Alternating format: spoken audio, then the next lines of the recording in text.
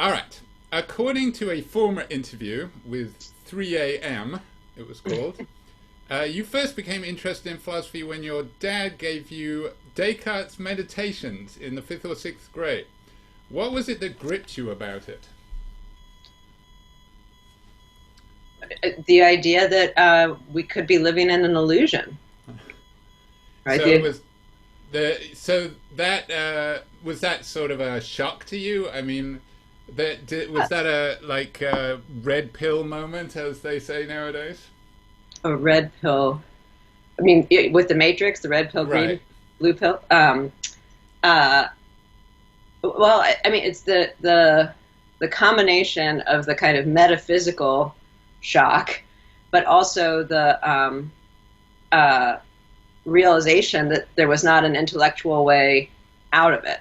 That you can't, you can't think your way through this, or you can't. That all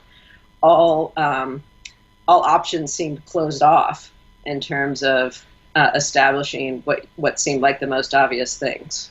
Right, right. Yeah, I remember having that experience with Hume when we were made to read him for the first time. Now, in the same interview, it said that you took 2 years working in a non-profit in DC after undergraduate.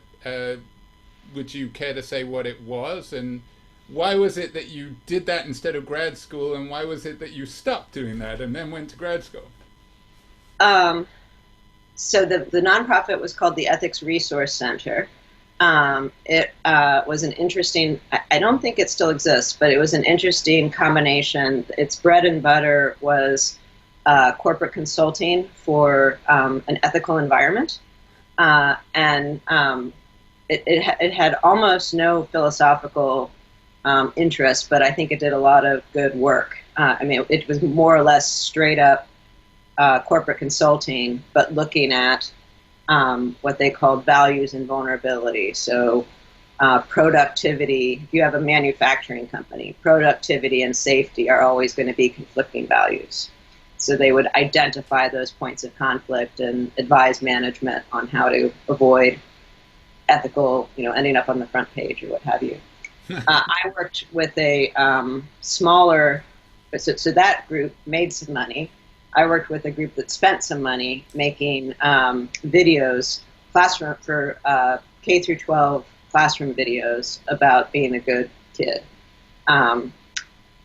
So I did that. I wasn't interested in going to graduate school. Why not? Why not? I'm not sure, actually. I was definitely encouraged to go to graduate school. Um, but Was it that you felt like you wanted to make a difference? I definitely felt that I wanted to make a difference. It wasn't, though, that I was going to do that in any large way, doing this nonprofit thing that I did. Yeah, you didn't That, join the Peace Corps or anything. yeah, I mean, I was placed there by a fellowship. There was an organization of alumni that would, network graduates with nonprofits, and so I found my way there through that network. Um, but yeah, I'm not. I could ask my teachers what I said to them when they asked me to go to graduate school. But then, as I was doing the work for the nonprofit, I realized that I was put in charge of producing the print materials and doing some research on childhood development and the development of moral personality. And I realized that what I enjoyed the most was that work, going to the library, writing things, the same, and that's what made me realize, oh, actually, probably I should go back to graduate school. So, was it that experience that directed you in grad school? I mean, did you go to grad school and say, okay, this is what I want to do? I want to talk about moral psychology, because that is Hmm. an area you've ended up in. No, I mean, my interest in the very things that I am still writing about today predates that. As an undergraduate, I needed to write a senior thesis, and there's more or less a straight line from the questions I was asking then to the things I'm still doing however many decades later. Um, so, um, I think it was just good luck that the research they asked me to do at this nonprofit had some relation to those issues. Okay. And when you got to grad school, did you quickly fall in with a particular professor, or did you have a particular class that really sparked your interest and sort of said, okay, that settles what my dissertation is going to be on, or did you sort of bounce around a little bit? I bounced around a little bit. In my second year, I realized there were terrific classes being offered in epistemology and metaphysics, but in my second year, I realized that I really should stick with ethics. That that's where my interests were, and that's where I had motivation to work hard, and so I did. And then one of my undergraduate teachers, Richard Moran, at that point moved to Harvard. So then I had somebody who I was familiar with there. But yeah, I mean, I kicked around a little bit, but fairly quickly settled into taking every course that Course Guard offered, and getting to know the. I just missed getting a class with John Rawls, which was a disappointment. Yeah, that is. When I was in grad school, it's sort of you could. I had two professors who were students of Rawls, and one of them, your colleague Barbara Herman, had him while he was sort of in the interim between his political philosophy phases. So she got him in the Kantian ethics phase, and then Sharon Lloyd was when he was back doing political philosophy again. One of your earliest articles is on forgiveness. Now, was this sort of a one-off thing that you thought maybe this is a little problem that I can isolate and settle absent other concerns, or did you already see it as sort of part of a grand theory or a web of projects? It's a great question. It turned out to be a smaller problem, so it turned out to be a good first paper for that reason. But that's not why I went there. I was at that point thinking that I was going to write a dissertation on things you don't do for reasons. There are things for which there aren't reasons, and so faith, hope, and love, something like that. And I had thought that forgiveness might be one of those, and then as I worked on it, I realized it's not one of those. But I had created this paper that I was encouraged then to send off to a journal, and so that's. And then I'm often asked if I would write more, and I don't feel I have more to say on that topic. But I am surprised when I go back to it, again, how much of the subsequent work I've been doing about attitudes and about the wrong kind of reason for attitudes is actually in that paper, just without all of the machinery to highlight it. So are you going to, at the moment, you're working on a book. How's that going, by the way? I'm working on two, actually. So I have a little book on Strawson's Freedom and Resentment, a close read of that, that is nearly ready to go to press. A much neglected paper. Yeah, it's. I'm excited about this manuscript. I'm convinced that the main argument of the paper has not been understood by the ethicists, at least. Okay. In kind of a big way. And so it's I spend nearly 100 pages, I spend nearly 80 pages walking through his few pages very, very slowly and drawing on other parts of his corpus to try to say exactly what's on his mind. And then I spend the last, which I think that he has an underlying metaphysics of morals that's that to most ethicists will look like a non-starter.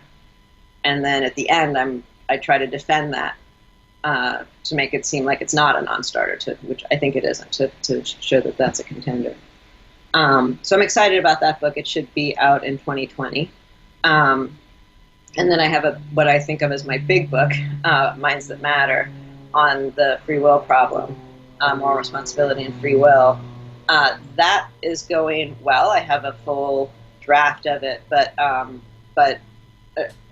especially it kind of falls into two halves, and especially the back half, a lot of it's still pretty new.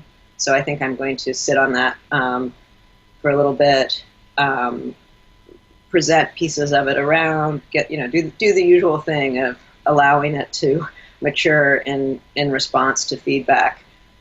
So I think that's still a couple years off.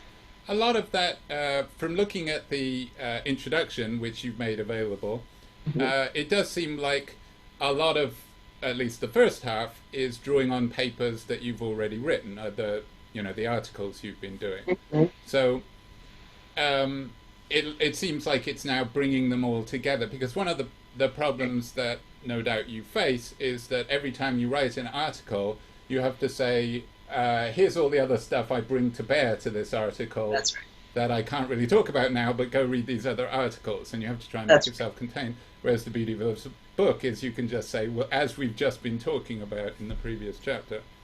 Exactly. The Strawson one, it is funny. We had a position for an ethicist a few years back in our department, and I got to look at all their applications, and I was just amazed at how ethics had changed since I was in grad school. It had been, we were still talking about hair and people like that. And of course, Aristotle, Kant, and utilitarians and so on. Whereas now it all seemed to be, the Holy Grail was the Strawson article, which was surprising to me. When I was an undergraduate, the first lecture I ever went to, the introductory lecture for our year of incoming freshmen, was given by Strawson. I have to tell you, not a very dynamic speaker. But I read Strawson as an undergraduate, but it was all his stuff on philosophy of language. And then he writes this paper, which he admits is like, this is the only paper I'm going to write on ethics, and he writes it very quickly. And it's sort of, it's good, it's obviously good. And then it sort of fades into the background a bit. And then all of a sudden, wham, it's like the most important article of the 20th century, according to this huge group of thinkers who work on this topic.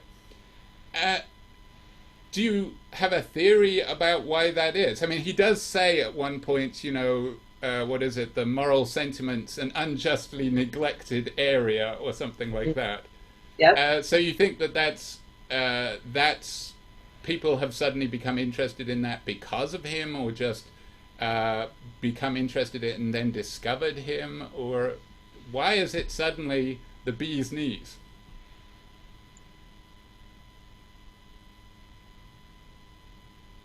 I think it's complicated. The main thing that people mean when they talk about Strawson or the Strawson article or Strawsonians has to do with the reactive attitudes and the contrast between the reactive attitudes and a more objective attitude, and that itself is a kind of fascinating and fecund distinction or idea. And so, in the article it's not clear that he just says there are these things, the reactive attitudes, that I'm going to use to say why compatibilism seems to work. Oh, well, he wouldn't put it that way, but I've forgotten his weird way of putting it, but why we don't have to worry about the panicky metaphysics of the incompatibilists. So it's almost like, here's this thing that people don't really talk about that helps us talk about the free will problem, which was a big deal back then as now. Whereas people have just said, oh my God, it's like you discovered gold and then you ignored it. Is that? Well, so I think that yeah, it's complicated. So one reason has to do with an interest coming from not just Scanlon and his contractualism, but then a similar thing has been picked up by Darwall with his second personal standpoint. Wallace is now talking about the moral nexus. So these are all accounts of morality that are focusing on interpersonal relations. And the Strawson article is pointed to as a kind of beginning, or as a touchstone for that kind of approach. And that's not incorrect. But and I'd like to be able to say, but it has nothing to do with the argument he gives. That's not true. It does, but it's a pretty deep. I mean, the argument he gives, as I understand it, relies on an idea about. It relies on the claim that we adopt the objective attitude in outlier cases, and it's impossible for everyone to be an outlier, and okay, that's why determinism isn't relevant. Sorry to interrupt. Yeah. So just in case someone is unfamiliar with this article, who would these people be? But just in case, the objective attitude is when you treat someone as if from a God's eye point of view. Instead of interacting them, it's as if you step back and say, oh yes, this person is clearly crazy, so we don't have to interact with them as a fellow person. We can just treat them as we would a mad dog or something like that. And this is, to take this attitude is something we can't even bring ourselves to do in most cases, and is a terribly objectifying attitude, obviously objectifying attitude to take towards someone, right? Yeah, I think it's not. I mean, that's the most extreme version of it. But he allows that it's also what we do. It's to step away from the engaged attitudes of resentment or indignation or gratitude, and to treat someone like an issue or a problem or a right. So you can still talk to them and interact with them. It's just I'm not going to let their bullshit get to me, kind of thing. Right, and so he thinks we do that sometimes, just because somebody's having a bad day, so they're being mean today, but because they're having a bad day, I'm not going to react to it. I'm just going to, they're under extreme stress, he says, or children. He thinks we have a kind of partially objective way of relating to them because of the immaturity, and then in the most extreme cases, yes, it would be the kind of thing you described. I wonder what Galen Strawson has to say about that. Well, actually, we know what Galen Strawson has to say about that. Yeah. I'm going to, obviously Strawson is going to come up again, but I'm going to read the first sentence of your introduction to Minds That Matter. Okay. Incidentally, that title makes it sound a little bit like it's a philosophy of mind work, which of course it isn't primarily. Are you going to have a subtitle? I probably should have a subtitle. It has some pretty strong implications in philosophy of mind. As you say, the immodest ambition of this book is to unwind the traditional problem of free will and moral responsibility. Now, again, for the uninitiated, could you lay out the traditional problem? So the first chapter works on that. The first two chapters actually are sketching the various problems that go under that head. But most basically, the problem is if our science can explain everything that happens, at least in the macro physical world, how is it that we're free or responsible?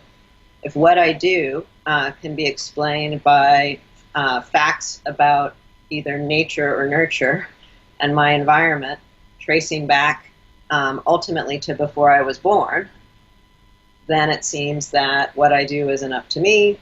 Seems like I'm not, and so it can seem that I'm not responsible. Can in fact seem that nothing really matters. So that's in a nutshell, that's the problem. Now,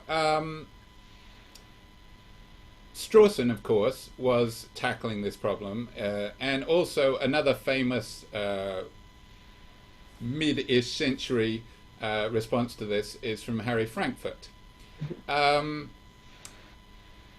You don't think that Frankfurt's method works. Frankfurt's response works. Could you say a little bit about your take on his response, because it has been so influential or caused such debate, and what you think is lacking?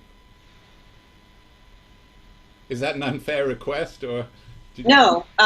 So the Frankfurt's first paper, Alternate Possibilities of Moral Responsibility, on the first paper on this topic, presents a counterexample, and I think the counterexample doesn't work. Okay. I suspect he has to think the counterexample doesn't work because he contributes. It prompts a massive literature to which he contributes not one letter, and instead, I think that example revealed an intuition that was important that he pursued. And the intuition was,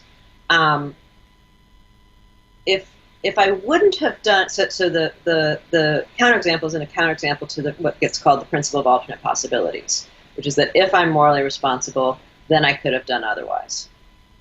And the intuition he has is, well, suppose I wouldn't have done otherwise, even if I could have. And he gives an example. If I wouldn't have done otherwise, even if I could have, why should the fact that I couldn't have, if you take away that possibility, why should that matter for moral responsibility?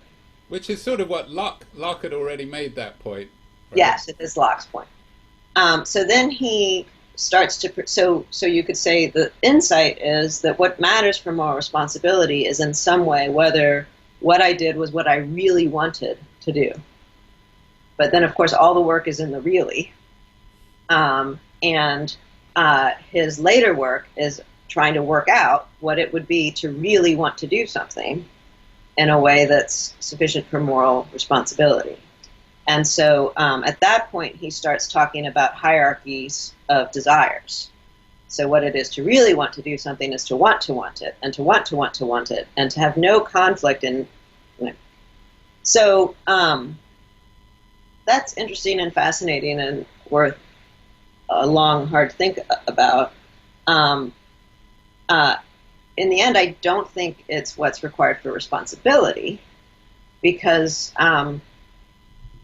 you can be responsible even when you're conflicted. So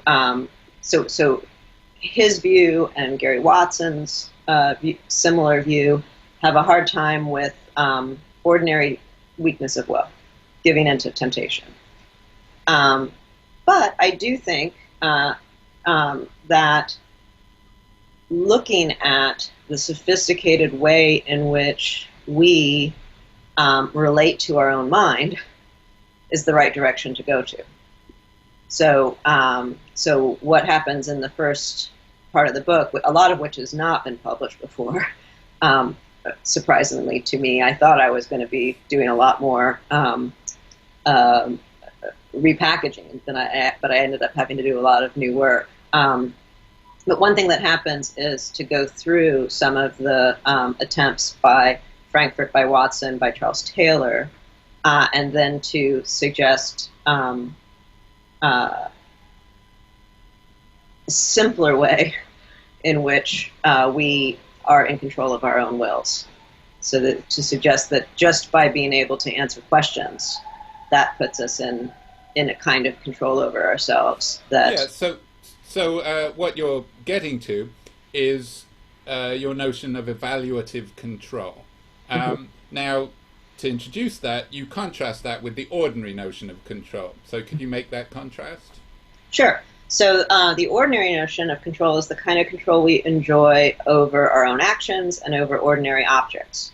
So if I am controlling my piece of chalk or my coffee cup, I have in mind a way I want that to be, and I control it to the extent that I can bring it to be as I would have it to be.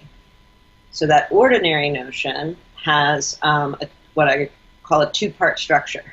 There's the thing controlled, the coffee cup, or my future behavior, and there's the activities by which I bring that to be, to match my idea of how I would have it to be. I impose my will on it. If you're thinking about the ordinary, if the only kind of control you have is, if the only notion of control you have is that one that has this two-part structure of controlling activity and object of control, you'll then have a worry. You might wonder how it is that the controlling activity is in your control. We're sophisticated, reflective creatures, so one thing we can do is think about our own activity and make it into a higher order object of control. That's Frankfurt's.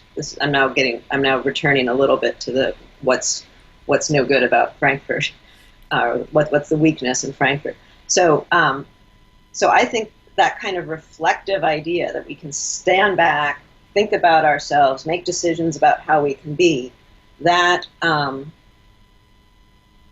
looks satisfying or seems tempting because it's recreating some of that ordinary control. Yeah, I mean, his notion of a wanton seems to be an intuitive one, where he says we know that there are these people who do not reflect. Essentially, yep. A wanton is someone who is just driven by their first order desires and do not have desires about their first order desires. So that is a powerful intuition that he drives his account. But you'd agree with that, right? That a wanton is somehow lacking in control? A wanton does not exercise ordinary control or manage what I sometimes call managerial control with respect to their own desires. The story I'm going to end up telling about evaluative control, the wanton may well exercise evaluative control. Okay. I'm going to interrupt again, but I often find, reading your stuff, well, of course, this is a phenomenon in all of philosophy, but as your previous interviewer said, a lot of the things that you like to work on are important basic ideas like blame, forgiveness, things that are part of the common sense folk language. But at the same time, you give stipulative definitions of them that seem to make them more narrow. So, for example, control. It seems to me that it's perfectly natural to say that the robot is controlling it, or the microchip is controlling it. Yep. But you would say that's not the kind of control I'm interested in, that lacks something. That's not real control. Because your notion of control seems to be very intellectual. Well, so I don't want to rule out ordinary control. But my quarry is the free will problem. Right. And so one way to think about that problem is to say, well, the thermostat, say, controls the temperature in the room. And if we were content with that as a form of control, there'd be no question about whether we control things. But if a compatibilist were to try to say, don't worry about determinism, don't worry about any of these things, because look, we control things, then someone like Kant would say, no, so Kant famously said, that's the freedom of a turnspit, right? Someone could easily say, that's the control of a thermostat, right? That's not real control. And so I take my task to be, in part, to say what it is about humans that we control our behavior in some way that is more than the control of a thermostat. So I don't want to deny that there's a perfectly good use of the idea of control, such that the thermostat controls the temperature of the room. But you also want to say that that's not enough, and you want to say why it's not enough. It's right. not enough because it lacks what we care about. What do we care about? And I want to do it in two stages. So I want to say it lacks self-determination. So the thermostat is in control of the temperature, but it's not how it controls the temperature is not up to the thermostat.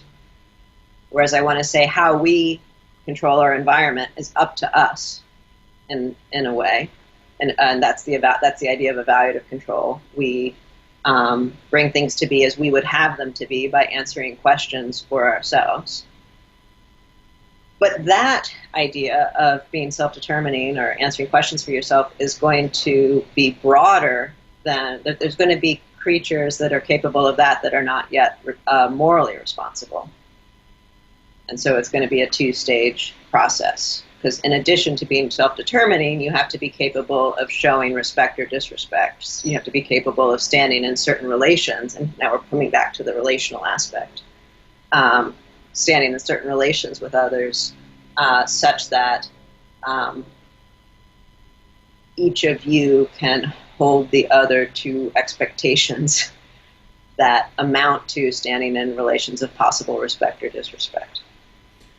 So the incompatibilist says, okay, you compatibilists, you've got control, but you don't have self-control.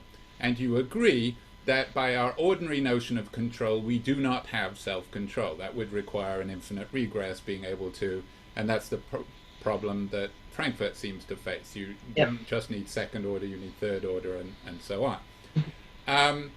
So your solution is to say, well, we need to expand our notion of control to include what you call evaluative control, and according to that, we do have the control over ourselves that the incompatibilist says we can only get by sort of severing ourselves from the causal web of the universe, or by entering the noumenal realm, or whatever. You say, no, we don't need to get involved in that panicky metaphysics. It's perfectly okay. We just need to broaden our concept of control, or maybe you think that it's not broadening, it's just you're bringing out what we already thought, and that's evaluative control. So could you explain that? Yes. So, and it's it won't get what the incompatibilist wants, right? So the regress. But you can never satisfy those guys, right? The regress is real, but the thought is that maybe the best way, the most intuitive way into this is to think about the active-passive distinction. And so there are things that we are clearly active with respect to, raising your right hand, going for a jog, running for office. Those are voluntary actions. I don't know, some people can't stop themselves running for office at the moment. That's true, so maybe we need to qualify that a little. And then on the other extreme, things that just happen to you, having a headache, aging, being subject to gravity, right? Those are purely passive. But I think that a very large and important class of things about us don't fit well in either category. And the easiest example is belief. So when you believe something, you might think, look, I can't believe it will. I can't believe voluntarily. It's not up to me what I believe. I just have to believe what's true, what's obvious. I just open my eyes and I end up with beliefs as though they were passive. This is the criticism of Pascal's wager. Yes. Yes, that you can't believe at will this way. On the other hand, believing that the butler did it is not like having a headache. It's not something that just befalls you. It's not. In fact, even perceptual beliefs, as opposed to perceptions, I think are up to you in a way. If you don't believe your eyes, if you think that what you're seeing is an illusion, you're not going to believe your eyes. That's the thing we can do. So it seems that, and the mark of this is that it's apt for people to ask you why you believe, and when I'm asked why do you believe the butler did it, my reply, and this is a point made by Richard Murrian, my reply is going to refer to things separate from me in space and time. Right? I'm going to talk about the butler and his access to the home and his motives for revenge, and I'm going to give a case that supports the conclusion that the butler did it, which is very different than if you ask me why I have a headache. There I'm going to tell you about things to do with my psychology, my brain, that explain this pain. So belief, it seems to me, is not voluntary. You can't just believe anything you want to. On the other hand, it's not. You're not just passive with respect to believing. It's up to you in some way. So that, I think that's true of everything about us, that anything about us that reveals our take on what's good or true or important or worthwhile or lovely or irritating will have just this same in-between or alternative relation to activity and passivity.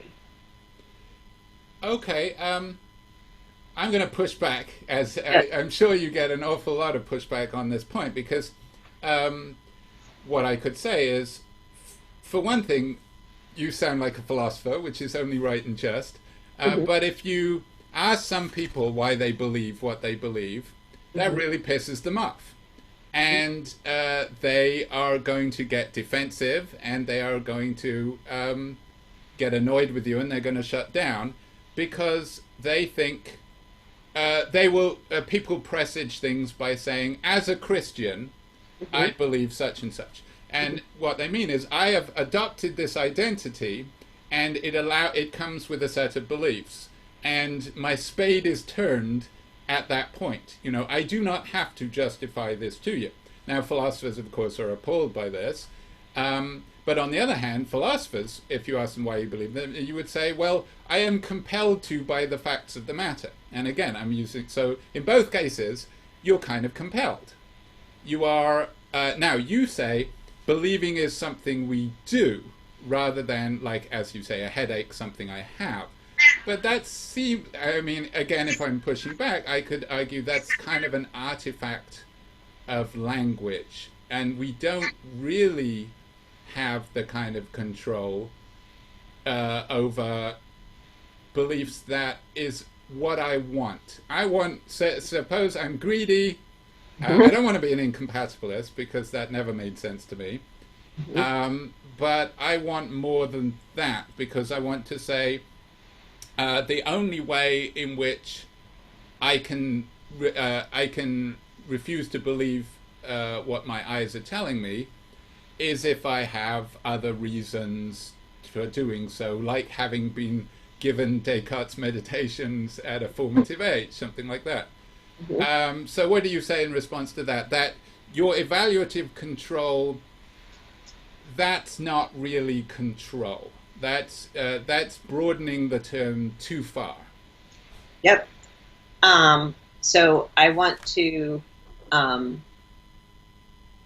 accept the idea that it's if you think the word control should not go to anywhere that you don't have a kind of discretion or voluntariness, then I agree. You won't want to call it control.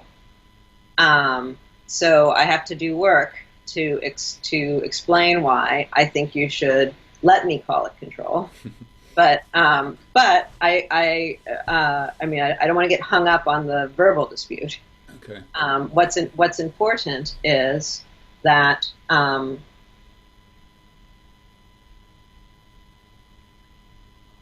that it's up to you in a way that it reflects your take on things. So what I need is a division between facts about you, like your bone structure or your birthplace, that you're stuck with, and facts about you, like your beliefs, your resentments, your fears, your cares, your concerns, that are what we might call essentially contestable, that are things that you can be asked why, that are things that you can be criticized for, and that set of things, they're not voluntary. So it's not that you can just wheel back and decide, oh, I want to stop caring about academic freedom. It's really getting in the way of my life that I care about academic freedom, which you might think, right? I want to stop caring about democracy. It's really bumming me out. So we can manage ourselves out of cares. That's something we can do. And we can manage ourselves into and out of beliefs. That's something we can do. But if we had that kind of just discretion, that direct voluntary control over a state of mind, that state of mind couldn't have the significance of a belief or a care or a resentment. Is there maybe there are two senses of belief, right? There's belief in the sense of a mental state of mind, that I can be aware of, and whereas there's also the sense of beliefs where I can say, you don't really believe that. And the reason why you don't really believe that is because I happen to know that you have these other beliefs that are inconsistent with that. So we can disagree about that sense of beliefs. And that's a belief that is not really a mental state of yours. It's an abstract object. Okay. Do you see what I'm saying? And what you're talking about is the mental state? I don't think we can make that distinction.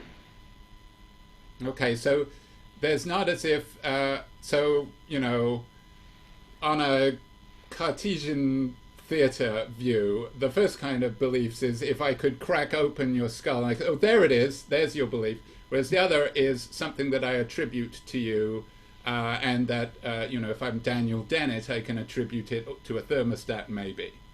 But it's not something that is necessarily realized in your neurochemistry. It's just like a proposition or something like that. So now we're getting into why it is that this view does have implications for mind, for philosophy of mind. It seems to me that belief and intention are the purest case of this, but that a wide variety of our folk philosophical, ordinary mental concepts. Well, let me stick with belief and intention. It seems to me that they have their first home in our lives, in our social lives. That any non-solipsistic, language-using, rational, whatever that means, set of creatures sharing a world of limited resources will have need and use for a way of picking out what other creatures represent as so and what other creatures plan to do.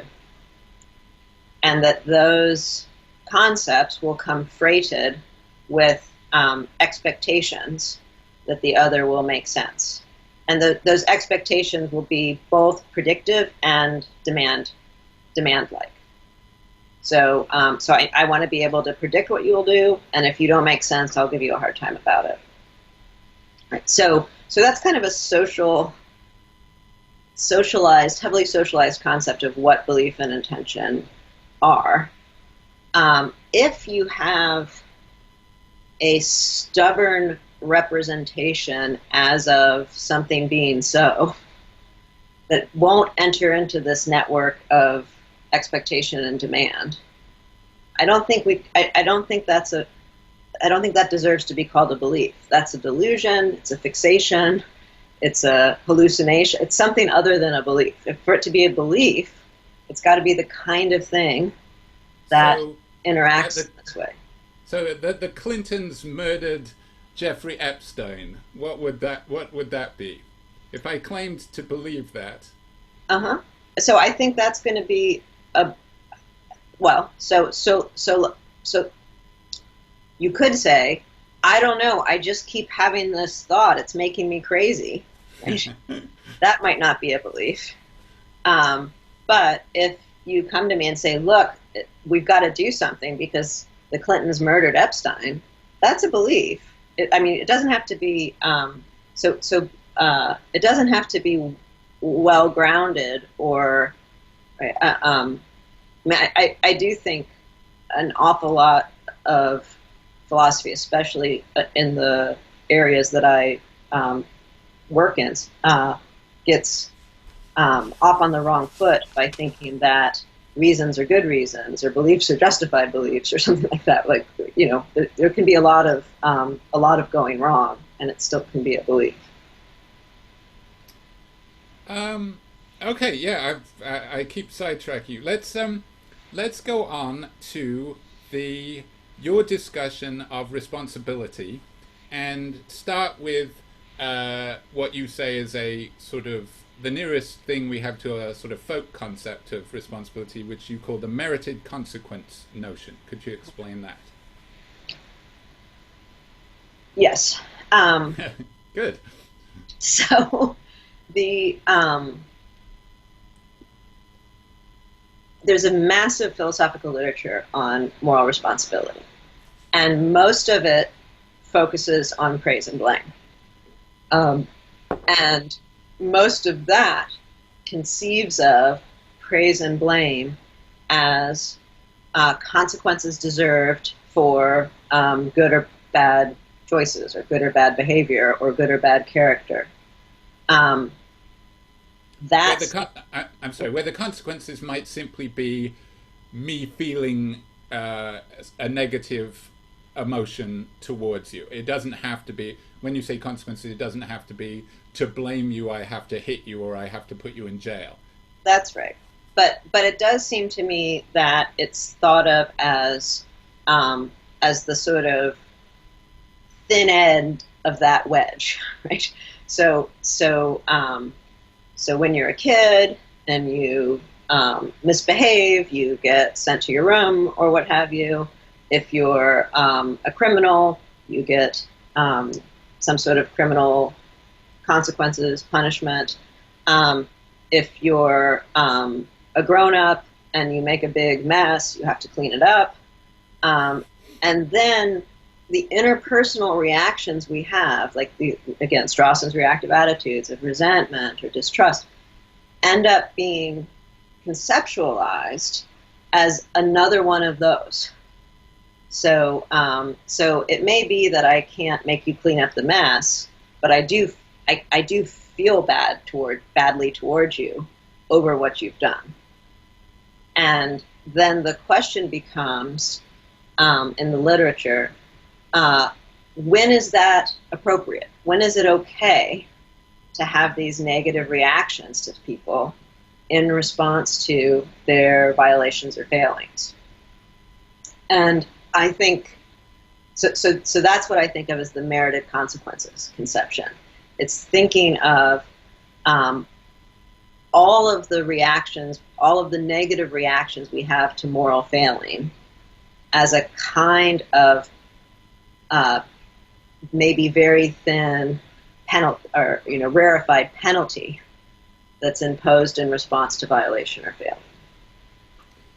And what is wrong with this view? That's not how grown-ups interact, right? So Or should. Yeah, exactly. So it seems to me to be missing, and this connects back to the voluntary, the fact that we need this category that's neither voluntary nor passive. Um,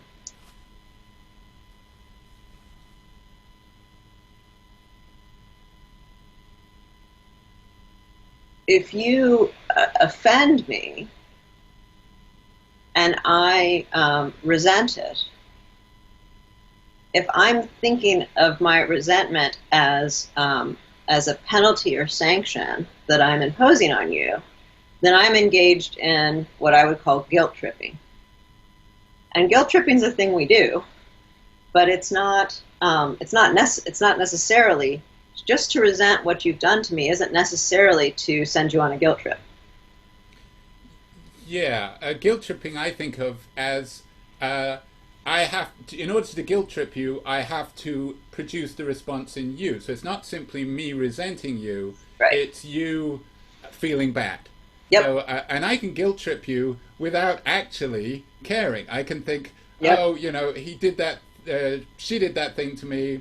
I know that that's the kind of thing that she might feel guilty about, even though it didn't really bother me, and I'm Right. going to use that. Yep. Sure. Yes. So instead, I think that these reactions are natural reactions to the quality of wills that the quality of will that others have to us. So to think that to resent what you've said to me, say, is the way that the fact that you matter shows up in me in this relationship that we're in. So in a recent piece I wrote, I said to find yourself at the on the wrong end of blame. If by blame we mean, I think blame's a terrible word. I think blame is a terrible word to use for what philosophers mean by this. Yeah, because we talk about I blame Trump for everything, or I blame the Santa Ana winds for the fact that my kids were fighting. Well, yeah. So we can talk about. Yeah, I actually think it's really. I think blame is really interesting. So we can talk about that. But if you find yourself on the wrong end of resentment, I want to say it's more like having a hangover than it is like being sent to your room. And so having a hangover is a negative consequence of drinking too much, but it's not a sanction that anybody's imposing on you. And so if you resent what I've done to you when I've wronged you, that's a negative consequence of my poor behavior. It's crucially unlike a hangover in that you're active on your end of it. It's not just a passive happening like a hangover is. But you're not necessarily imposing a negative consequence on me. Yeah, I liked your analogy of distrust. Yes. So maybe. Yeah. Okay. So yeah, that might be better. So if someone is unreliable, if they regularly forget to be available for appointments, for example, then you might distrust them. But the distrust isn't the question of whether the distrust is fair. Isn't a question of. Sorry, This is where you're getting into the discussion of blame. For example, your problem with the regular way that philosophers treat blame is they say sometimes blame is unfair, and you say because of their misunderstanding, their misconception of blame, this is why they think blame can be unfair. But when you understand blame in the way that you think it should be understood, it becomes like distrust, and you can never say it's unfair. Well, I think you can say it's unfair of you to distrust me, but that's only if I'm mistaken. about it's not to do with whether or not I had a bad upbringing, right? Yep. I can distrust somebody. I distrust somebody, and you say, "Well, come on, it's because their parents, fetal alcohol syndrome, abused as a child," and I can say those are very good reasons to distrust the person. That's right. And so you're saying blame should be like that, and that the penalty. It's only unfair if we attach a penalty to it and the correct understanding of blame. Now, how is blame different from resentment on your view? Blame in the ordinary sense or in the philosopher's sense? Let's go with philosopher's sense.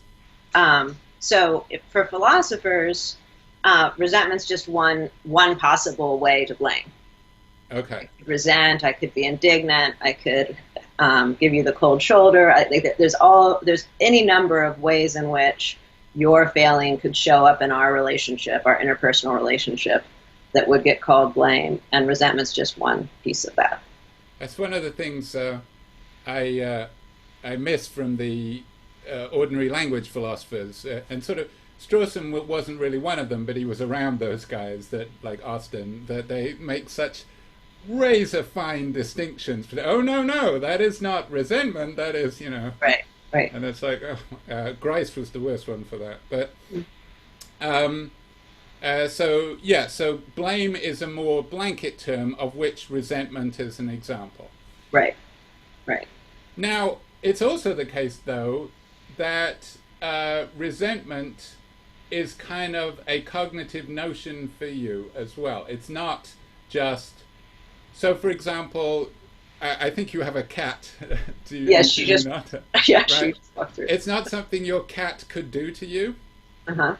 I mean, we could talk about my cat. My cat resents me because I forgot to feed her, or for example, my wife, when she first came to graduate school, had to leave her cat behind because the apartment she moved in didn't have cats. And then when she came back to get it a year later, it stiff-armed her for a good hour. And I can say, it resents her. Mm-hmm. Now, you would say, no, that would be misusing that. Cats can't resent in the way that I mean it. Probably not, but it's not to do with it how cognitive it is.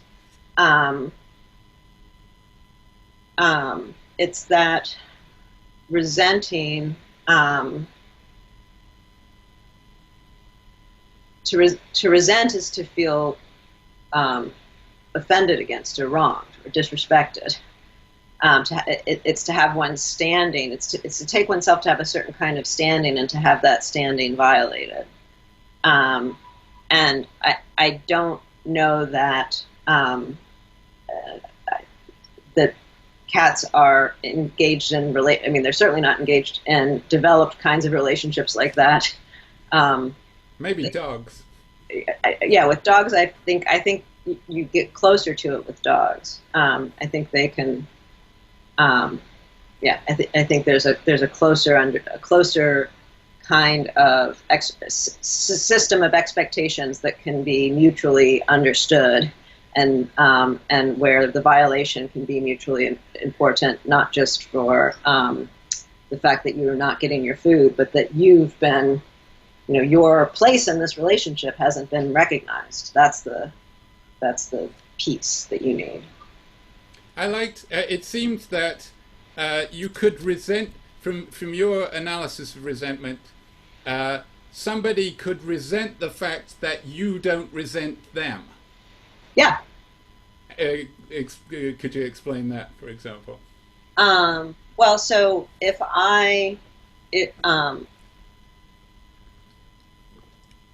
so in the paper I wrote long ago on forgiveness, one puzzle is how can you forego resentment in a way that counts as forgiving. And one way of foregoing resentment that doesn't count as forgiving is just thinking the person's not worth your time. And so that's holding in contempt or discounting or so if somebody is just cares so little about what I think or do that my offending them is no is no occasion for them to have any reactive attitude, then that's a way of not recognizing my status as part of the moral community. Now, this is unrelated, but it's going to bug me. Do you think that is a belief that you can bring about just by itself? Like, do you think that I can decide to de-rank you? So, for example, you know, you are my boss, you diss me, you show me disrespect, and I resent you. And for my own personal benefit, I say this resentment is killing me, you know, it's taking years off my life. The way I'm going to deal with it is to find you in contempt and to remove you from the category of people whose respect matters.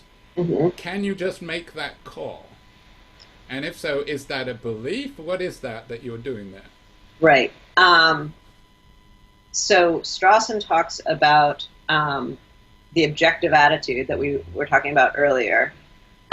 He thinks there are certain conditions in which it naturally tends to, we naturally tend to adopt it, such as children and people who are suffering certain pathologies. But then he says we have a resource, we have it available to us as a resource that we can sometimes use. And he says one reason is to avoid the strains of involvement. So the thought is that you can, it seems, to some extent and in limited ways, sort of step away from the reactive attitudes and adopt a more objective attitude. I think we can do that to a limited degree for a limited period of time. That's not the same as believing someone is unworthy of is not part of the moral community, say. So to go to get yourself to that belief, I don't think you can do that by deciding or at will. You can work on, you can do various things to try to manage yourself into it. You can try to managerial control. Yeah, you can try to reframe the situation. You can try to think about it from different points of view. You can try, and we do that all the time. If something's really bothering you, go interview their school friends and find out if they were jerks in school or something like that. Or try to convince yourself to focus on this aspect of the situation instead of that aspect. So we do kind of. The reframing and reinterpreting that we do is a way of managing our beliefs and our reactions. I don't think it doesn't make them voluntary. The fact that we have to go through all of that reframing and reinterpreting sort of shows that they're not voluntary. It does seem that one thing we do have voluntary control over is something to do with attention, with where we put our focus, with what beliefs we're going to bring to the fore and what beliefs we're going to background to a certain extent. So you can put aside red flags, for example. People seem capable that, you know, later on when it turns out that they were betrayed by their lover or something, they say, oh yes, I was aware of all those red flags, but I ignored them. So you can, even if you can't control your beliefs in the voluntary way that I want, mm-hmm. You can control your focus. To some extent, absolutely, yeah. Okay, so your slogan, and I like this slogan, is mattering, not meriting. Would you explain that, please? So it was what we were just trying to talk about, where I got sort of stuck. So the thought is that the right way to think about moral responsibility, what it is to be responsible, is not to rightly merit or deserve certain sanctions or penalties or consequences, but it's instead to be such that the quality of your will, your take on the world, matters to other people. So for me to regard you as responsible is for me to care about how I figure into your world. For you to regard me as responsible, for you to care about how you figure into my world.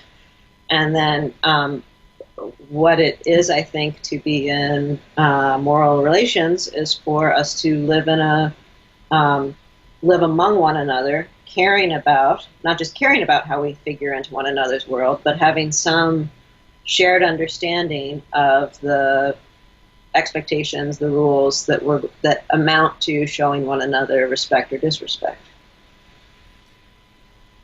Right. Now, do you think that this view drops out of contractualism because you are a fan of Scanlon's contractualism, and in fact, I imagine it's because of you that this book was seen on our TV screens. Yes. If we were watching The Good Place. Mm-hmm. So, do you think that this view, that you have to be a contractualist to have this view, or that having this view is the right view to have, and it leads to a contractualist view, or? It certainly sits nicely with contractualism. I'm not sure that it. So, and I think one good way into that book you just held up is through its 6th chapter, which is the chapter on responsibility. So there's a way of reading it as, Scanlon, from his initial article through to that book, has been focused on a crass way of putting it is, what's the big deal about moral wrongdoing? What's the significance of moral failing? And his answer is, it's the significance of violating a certain kind of relationship of mutual regard or mutual respect. And so there's a way to read the contractualism as starting with that core thought, and then, working from there to an understanding of what the standards of mutual regard would look like. So it certainly fits well with it. I'm not sure it either falls out of it or requires it. Philosophers are really clever at, fitting things together with other things. Right. Again, I'm using a jargon term, contractualism. Could you give a little précis of why it's called contractualism and what the core idea is? Sure. So the core idea is that the moral principles or the moral rules or standards are those that we would agree to under certain circumstances. And so that's why it's like a contract. That's why it's called contractualism. What are the circumstances? Well, they differ for different contractualists. For Scanlon, they're the principles or rules or standards that we would agree to if we were, if we were what he calls reasonable.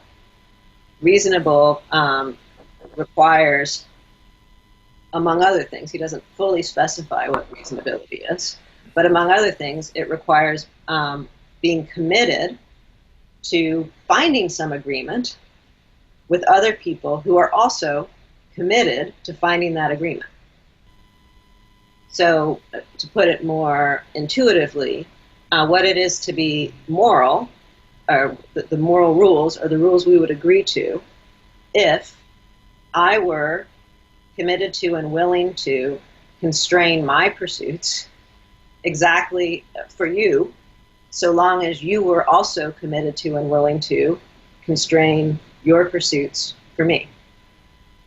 So, so what you are looking for is kind of the freedom of each consistent with the freedom of others, or another way of thinking about it that Scanlon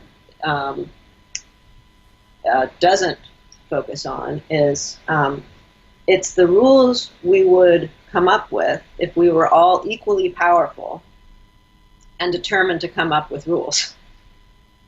And then what it is to be moral is to continue to abide by those rules, even though we're not equally powerful. Yeah, and as you put it, it's a minimal conception of morality. Could you say in what way and why that appeals to you? It's minimal, so it stands in stark contrast with ideas of morality that have to do with a good human life. And so Aristotle thinks it's not. I'm not sure. So Aristotle, in thinking about ethics, wants to think about what's a good human life and what would fulfill human nature.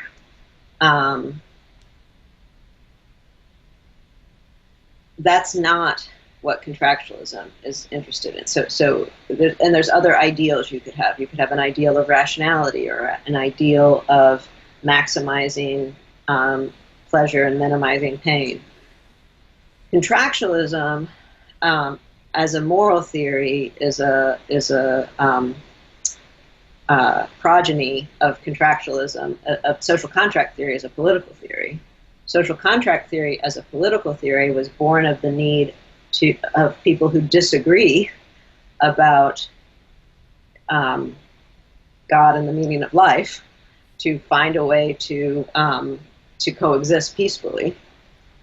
And so contractualism as a moral theory has that same minimalism to it. So it's meant to enable people who may disagree about their conceptions of the good, may have different and competing ideals of human life, nonetheless to find some way to live respectfully together.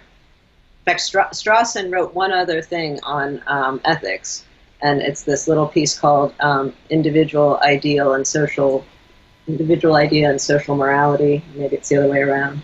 But this is just the thing that he sets up, is how do we, if we want people with competing and even conflicting ideals of for the good human life to be able to coexist in a single society, we need a minimal morality. We need a way of adjusting those ideals, as little as possible, but in a way that makes room for other ideals to be adjusted as little as possible.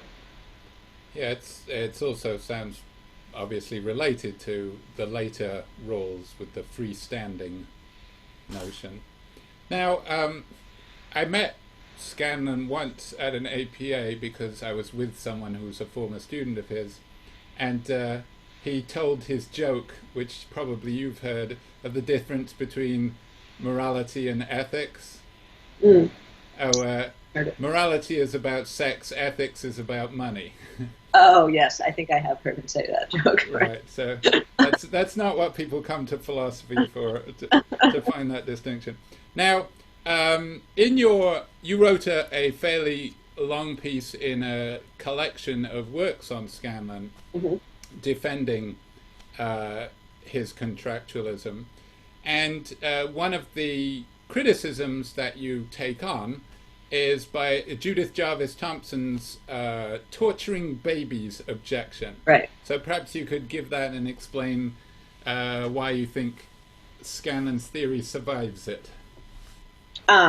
Great. So Scanlon says an action is wrong just in case its performance under the circumstance would be disallowed by principles that no one can reasonably reject for the general regulation of behavior, something like that. That's his formula. And he says that's what it is for an action to be wrong. It's for it to be disallowed by the set of principles we could all agree to. And Thompson says this is insane. Torturing babies for fun would be disallowed by those principles because it's wrong. And Scanlon gets this back to front. He says so it's the wrong Euthyphro problem. Because it's disallowed. So I think that's a very good objection to raise against Scanlon, in part because it brings out how the distance between his ambition and aim, and the ambition and aim of other moral theorists. So he accepts the criticism. That is to say, he says no. He stands by his theory. He says no. What it is for torturing babies to be wrong is for it to be disallowed by these principles. So the explanatory priority goes in the direction that he said it went in. But what's motivating Thompson's example is that it seems so obvious. It seems so obviously wrong, and it seems horrible.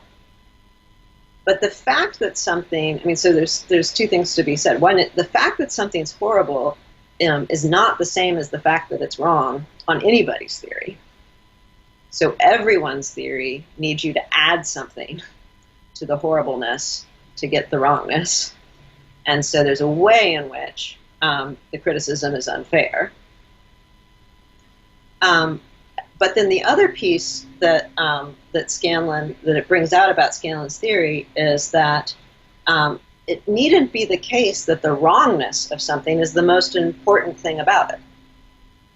So when Scanlon talks about wrongness, he thinks that he wants his theory to capture the kind of importance morality has for those of us who think it has importance. He wants it to capture that, and he wants to show why it normally takes priority in cases of conflict. Neither of those is to say why it's the most important thing in any given situation. It just wants to say the kind of importance it has, and then why it should take priority in cases of conflict. But he can have that while acknowledging that the horribleness might be the most important thing in any given context, not the wrongness. Yeah, I wrote a note to myself, and perhaps you can say if there's something wrong with this, that Scanlon's view explains why we give the label moral to some demands, but it doesn't explain the oomph behind it. So, for example, the oomph behind abhorrence of torturing babies is not because it's immoral. But Scanlon's theory can tell us why don't torture babies is a moral demand. That's right. So it explains. So for him, moral demands are a category that doesn't reduce to the various reasons we have for doing them, or the most basic reasons. So, in other words, he's a non-reductivist about what morality is, but his theory explains what all of them have in common and what makes them part of the moral group, rather than, say, the taboo group or whatever. Right, and it's a two-level theory. The moral principles are the ones we would all agree to, but the basis for that agreement looks to the reasons for rejecting principles, which will have things to do with pain and pleasure and convenience and ambition. So the wrongness of something depends on the way it affects individual interests, but doesn't reduce to the way it depends on individual interests. So there's a way in which it's similar to rule utilitarianism. So rule utilitarianism is also a two-level theory. It gets criticized because people don't see why they should follow the rules. Once we notice that it's two levels. Mm-hmm. Scanlon has an answer to that, namely the importance of standing in certain relationships. Sorry, that might have all gone too fast. No. I remember the Williams and what's that Australian guy? You remember the collection Utilitarianism for and Against? Smart. There we go. And his rule utilitarianism collapses to act utilitarianism. Right. And you're saying he forestalls that collapse. So for any rule, if it is not the act utilitarian maximizing choice, then we have a more fundamental reason for not abiding by the rule than we have for abiding. But you're saying that doesn't happen with Scanlon because respect is serious enough that that's always going to be a reason. Now, so you rule out free riding, for example, even though no one would really be harmed if I free ride on this occasion, but it's still a serious wrong. It's far more serious wrong than what's actually at stake if I cut in line and make everybody wait another 3 seconds, because it's showing, it's communicating that that I'm not part of this network of people who are constraining their pursuits in light of the pursuits of others. Now, this reminds me again of my problem with the status of beliefs, whether beliefs are things in individuals' minds or these abstract entities. This idea of respecting. Can I disrespect someone without them ever knowing it? Yes. So, in other words, I can disrespect someone by free riding even if nobody knows. Yes. So in that case, it's starting to sound a little bit Kantian, in that, I'm violating a rule that sort of offends against rationality or something, rather than I'm having a bad effect on people. Well, so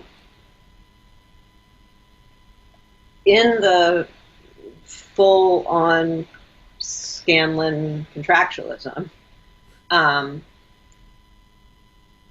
the rules are themselves grounded in the fact that we're each according the other symmetric standing to determine what the rules will be.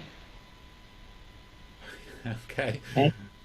So by violating the rules, I have thereby, with whether you know it or not, violated, acted in a way that does not accord you symmetric standing with me to determine how I will act, to determine the minimal terms of our cohabitation. And so that's what, so respect is still relational, even though it doesn't require your knowledge. Okay. Now, this is presumably, this all ties back to the title of your larger book, Minds That Matter, because the mattering is related to the respect and the disrespect. That's right. I'm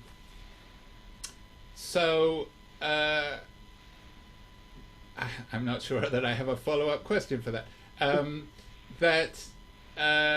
You want to tie together a bunch of threads from the various works that you've done. I mean, there's these works on blame, there are works on forgiveness. Now, those seem basically intersubjective, that it has to be awareness, right?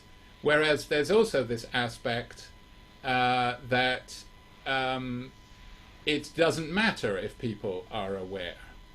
So do you think those are compatible, that you can have both things? So I'm not a fan of awareness. Kind of in either. Given the way the world is going, yeah. Well, yeah. I hadn't thought about it until you put it that way. But both in terms of control. So it's a crucial feature of ordinary control that you have some sort of awareness about what you're doing. Anscombe pointed that out. And it's a feature of evaluative control that that it does not require that same form of awareness. Right. For example, I can change my beliefs almost as a side effect without even noticing it. By investigating things, it just so happens that I no longer believe that the butler did it because I see exculpatory evidence. Or so I might have, yeah. My belief results from other stuff that I've done. But you want to say I have, in some sense, got control over that belief, even though it's just my change in belief has happened to me, I might say. So I want to say the fact that you didn't notice it is no reason to think it happened to you. Okay.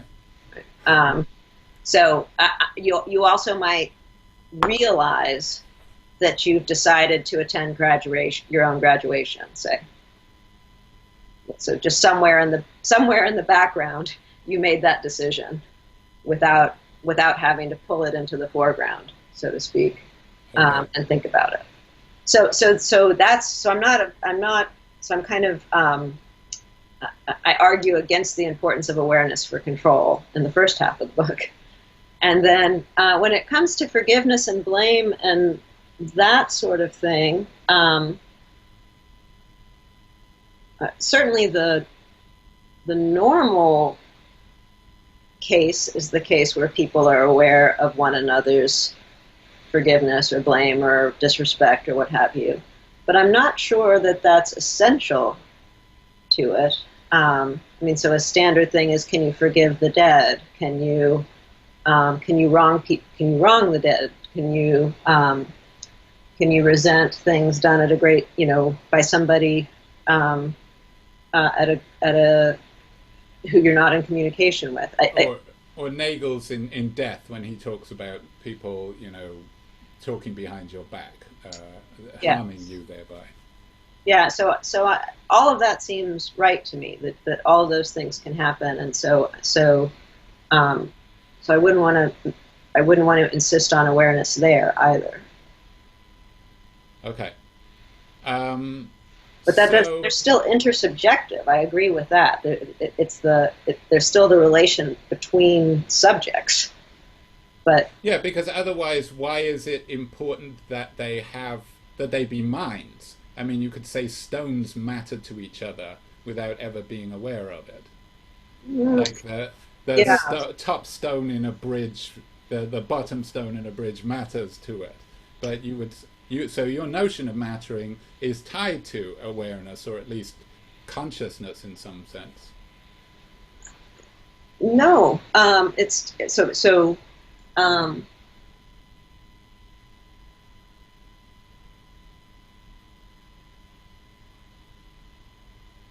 mean, at least the capacity.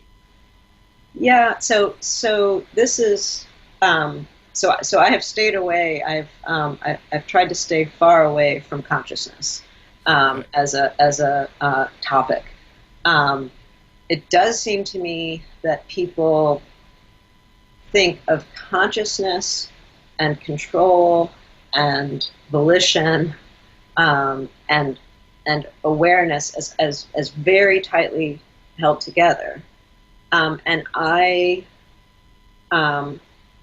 don't see it. I do think that minds, so stones don't have minds, and I do think it's minds that matter to one another, and maybe minds and consciousness go together. I would just want to be. I don't know about that. Because I don't know what. I'm very wary of consciousness. There's only so much you can take on. Yeah. If you're taking on free will, you can't also be asked to do the other biggie. But I mean, it is the case that so maybe I can just say a little bit why awareness seems to me misleading. Right? So if I'm thinking about the butler and trying to decide whether he did it, my focus, my awareness in some sense, my consciousness in some sense, is on the butler and things at a distance from me. if I come to the conclusion, yeah, I think he did it, I'm coming to a conclusion about him, but I'm making something true right here at home. But the thing I'm making true is not the thing I'm thinking about. The thing I'm thinking about is out there. The thing I'm making true is here. So there's an indirection to that particular exercise of agency. And so that's why I think I can decide to attend graduation without noticing. Right? It doesn't have to be on screen to be my doing. It's funny. It reminds me.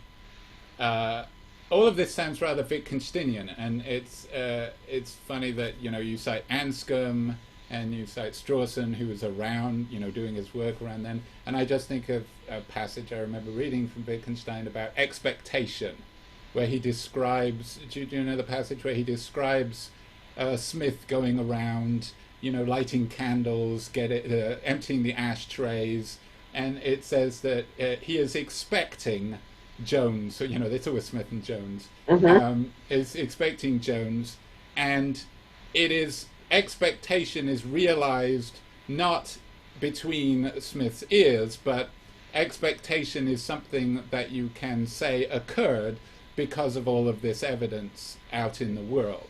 It's almost as if you can talk in terms of something that sounds like that most people would consider a mental state, or as in non-consciousness terms, and it sounds like something like that is what you would find appealing. That's stronger than what I want, but it's in the ballpark.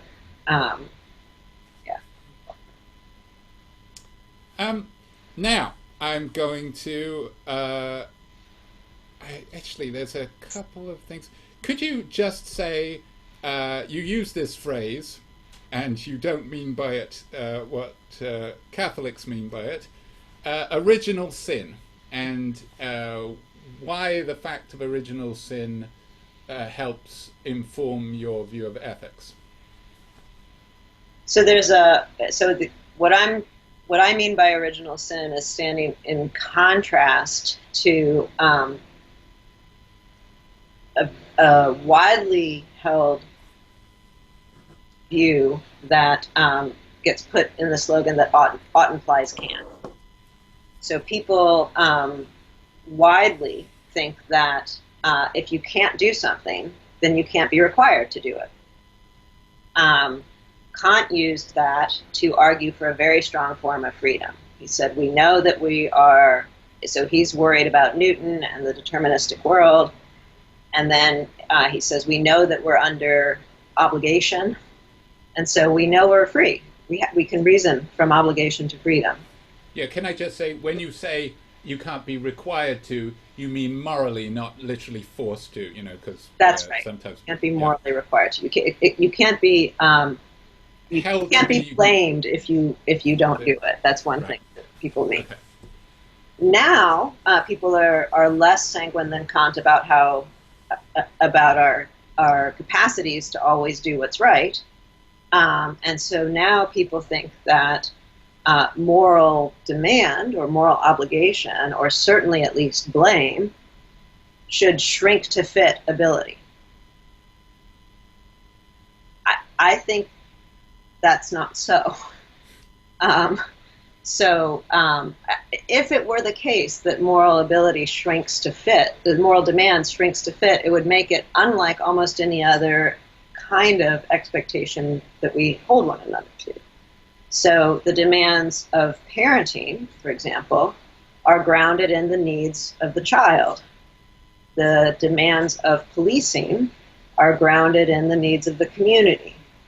The demands of being dean are grounded in the needs of the institution.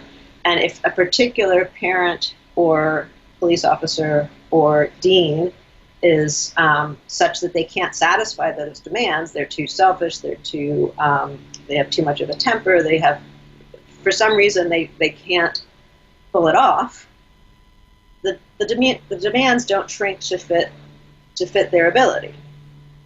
And so if you think, like a contractualist does, that the moral demands are the requirements of sharing a world together with others who are equally real or equally important, then, like parenting or policing, the moral requirements are grounded in other people's standing and won't shrink.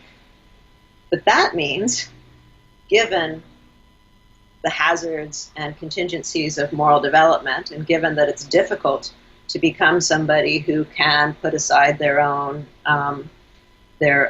screaming needs and allow other people to exist, that sometimes people will arrive at adulthood unable to satisfy the demands that are nonetheless rightly placed on them.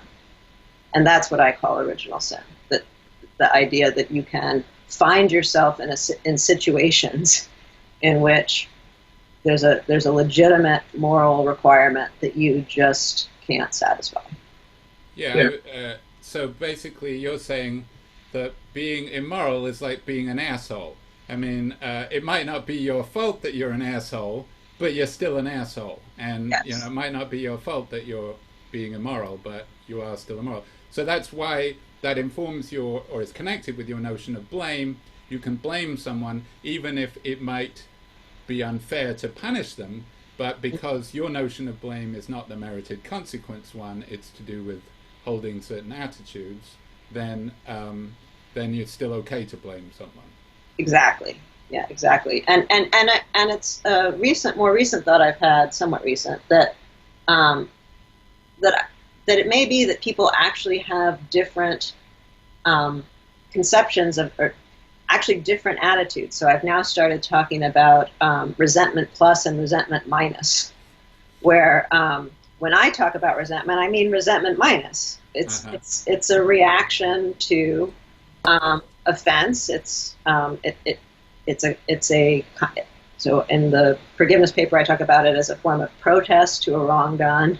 It affirms my standing in the face of disrespect.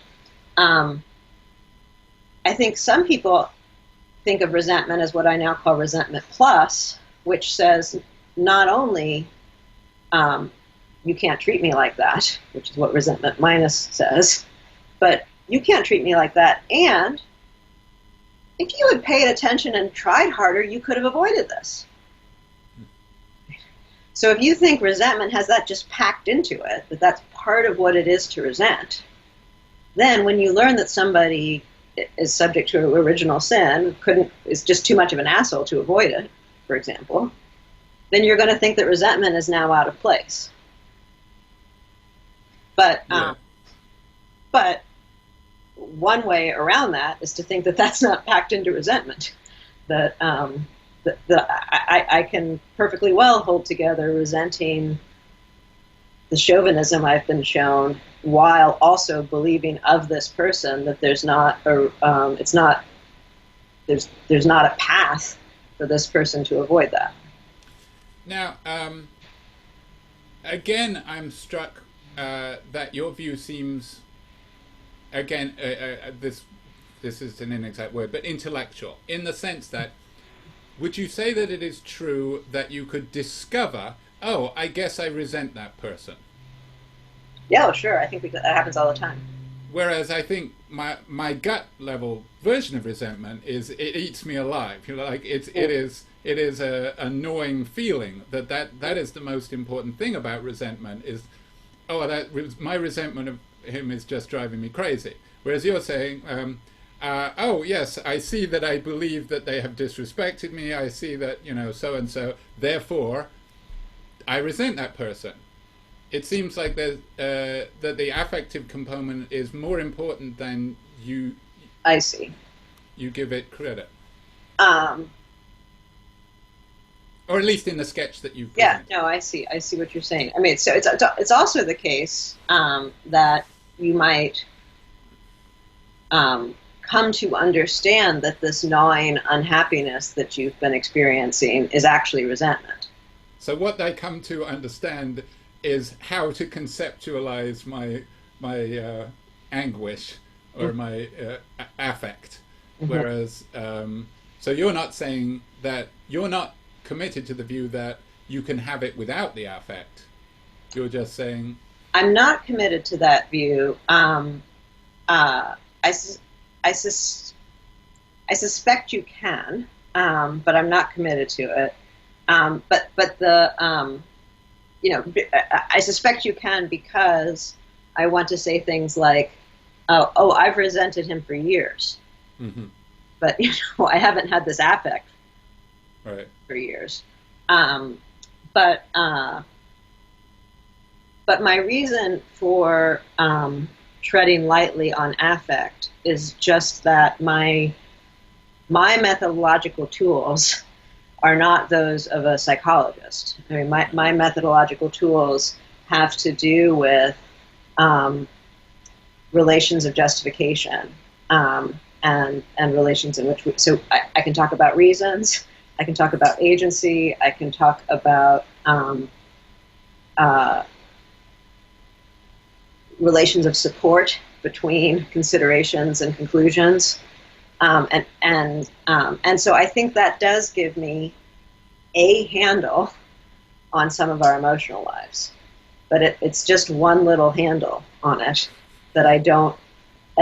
And then this thing is much bigger, but I feel like I'm not in a position to talk about an awful lot of it. I wonder if a contractualist counselor could, get someone to deal with their resentment, saying, I can explain to you why resentment is illogical, and let's see if the affect vanishes. Well, so I think, I mean, that's actually a thing that right there in the beginning of that forgiveness paper, that there are conclusions you can come to that should just extinguish resentment. For example, when you learn that it was a mistake, there was no ill will shown. Mm-hmm. It seems like that that revises, I think is the word I use there. You then revise your resentment. That's very different than the sort of process of trying to reframe, where you're trying to manage your way out. That's different again from inducing amnesia about the relevant stretch of history, and so, getting rid of the resentment. I think children are a very problematic case, of course, because I think when you're raising children like toddlers and so on, they can do things that seem extraordinarily insensitive, and you can genuinely resent them, even though you know this is stupid. They are not capable of intending what I'm taking them to, but they seem like they could be, given the way they behave. So I think that it's hard. You can, I believe that you can have the attendant feelings even while you're telling yourself, this is stupid. And I think, of course, that's also a problem for people like autistic people who can say what seem like extraordinarily insensitive things, or can appear to disrespect somebody without intending it at all. Mm-hmm. But the fact that there's that tension between the thought that it seems that they've disrespected me, but they're not capable of that kind of delay of gratification or what have you. That there's a tension between those thoughts, I think, says something about its cognitive aspect. So, suppose my toddler does something that I take as very disrespectful or showing ingratitude, and I say to myself, and I feel this feeling, and then I work it through and I say, well, they're not disrespecting me, but the feeling doesn't go away. Is it no longer resentment because my beliefs have changed? It's just the residue of resentment? Or is it always a mistake to talk about the feeling as resentment? So it's definitely right. So I mean, an even clearer case is the person who is afraid of getting on an airplane but believes it's safe. Right. Yeah. I mean, um, uh, so on the one hand, they're definitely afraid. On the other hand, they definitely keep telling you that they know that it's safe. Right. The fact that we feel a tension between these, you know, like it's not like having indigestion and believing the airplane is safe. See, here I would say, again, there's the two kinds of belief. Because in the one sense, they can say, yes, I honestly don't believe that it's going to crash. Mm-hmm. But then you would say, yes, you do. Mm-hmm. You do believe it's going to crash. Mm-hmm. Because you're afraid. So I want to say both of those things are true. So you both believe and don't believe. Okay. I mean, that's you know, people are complicated. We can find ourselves in lots of conflicted situations. Conflicted. I mean, sorry. So I want to say you both are committed to and committed to its negation. Anyway, so whether we want to say that one motivation for talking about questions and their answers is to move away from what was called a while back judgmentalism about emotion. So people used to think emotions have beliefs built into them. If you think of belief as its own, as a state of mind with its own functional footprint, so to speak, you might not want to insist that emotions have beliefs built into them. But you might still want to think that they have a kind of representational commitment to them that is something less than belief. Yeah, well, your work covers so many areas. This book is going to be huge. Right now it's about 300 pages. I would like it not to get any bigger than that. Okay, so I'm going to wrap this up because otherwise I will keep you talking for hours. And what I normally ask is, what do you think philosophy's role in the public life is? Now, for you, this has a particular connection because you have been a consultant for a TV show. Mm-hmm. Were you partly motivated? Do you think that something good for philosophy has come out of that?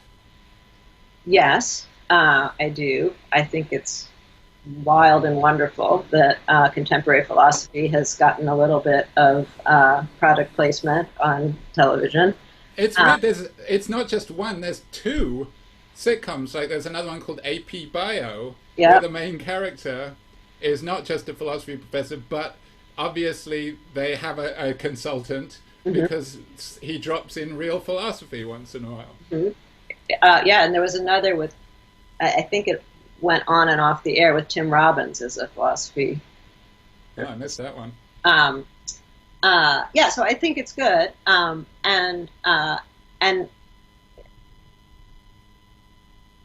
do I think good things have come out of it? I mean, certainly there's some interest in philosophy on the part of students and people that I've encountered.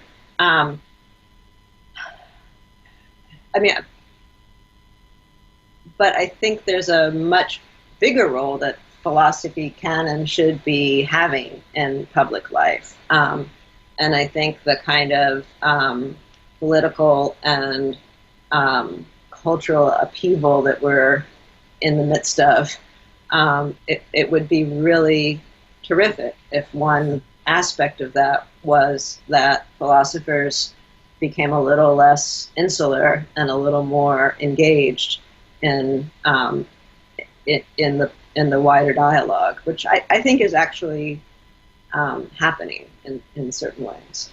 In England, there are in England more than here. There are pop philosophy books. There's a guy called Stephen Law, who is at Oxford now, who wrote a very good philosophy book for about a 12-year-old.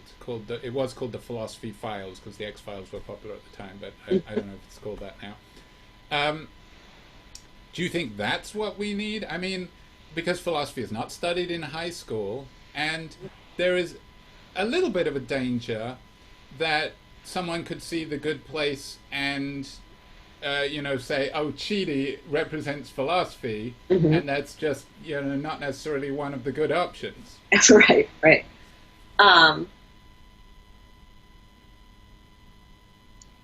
So I guess I want to say all of the above and more. So I'm happy to have Chidi. I'm happy to have the Philosophy Files. A man I went to graduate school with, Aaron James, has a book that he that I've actually used in my classes called Assholes? Yes. Assholes, a Theory. In it, it says, it gives us a paradigm example, real estate magnate Donald Trump. Yes, well before the election. There's a follow-up, of course. Assholes, a Theory of Donald Trump.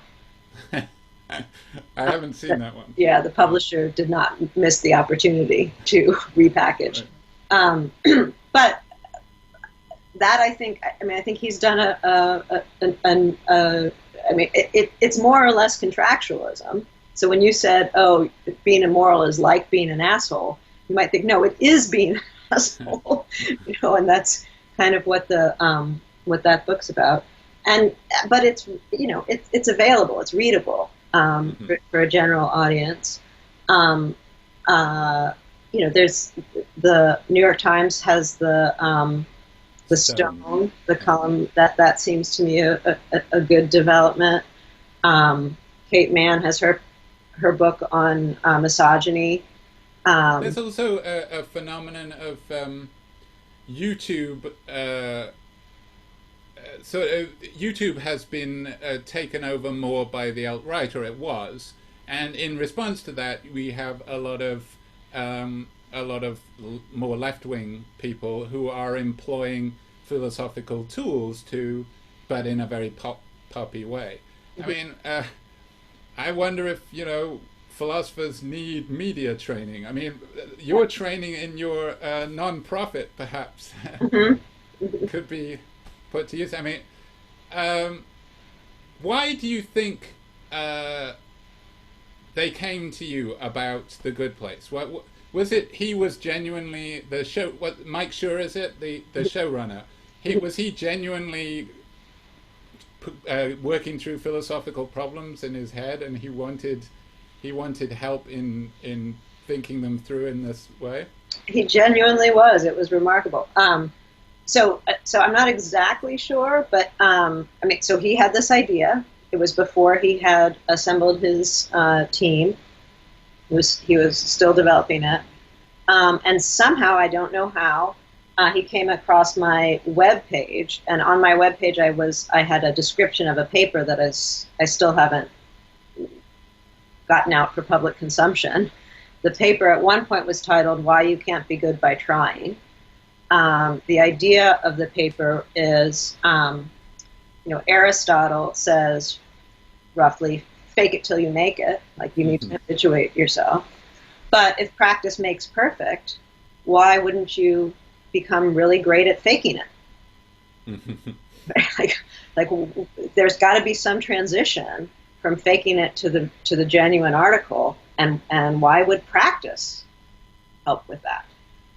So that was the topic of the thing, and I think that's and he was interested in that. So I think that's why he contacted me to have a conversation about his idea. But I mean, I actually think we need a lot more collaborations between philosophers and non-philosophers who are either TV people writing narrative, journalists. So since my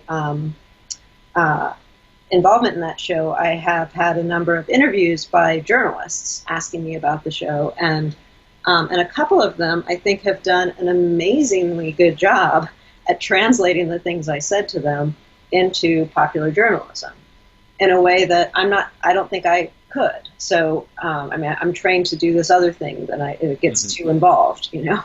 So I think more collaboration between, and my collaboration with Mike Schroe, part of what was extremely gratifying about that is, you know, I walked away realizing not only do I know a lot of stuff, but if you put me in a conversation with a smart person who has a project like this, I can package it for him. You know, I can actually, he doesn't have to do all the reading and work through all the things that I've spent my lifetime doing, but I can deliver to him, you know, pieces of it in a way that you deliver to him and he delivers to the general public. And and then, you know, and a bunch gets lost in the way in the process. But so I do think philosophy needs to be more engaged. But I think one way for us to do that is to find partners in collaboration whose expertise and training is in communicating in ways that are not the ways we communicate.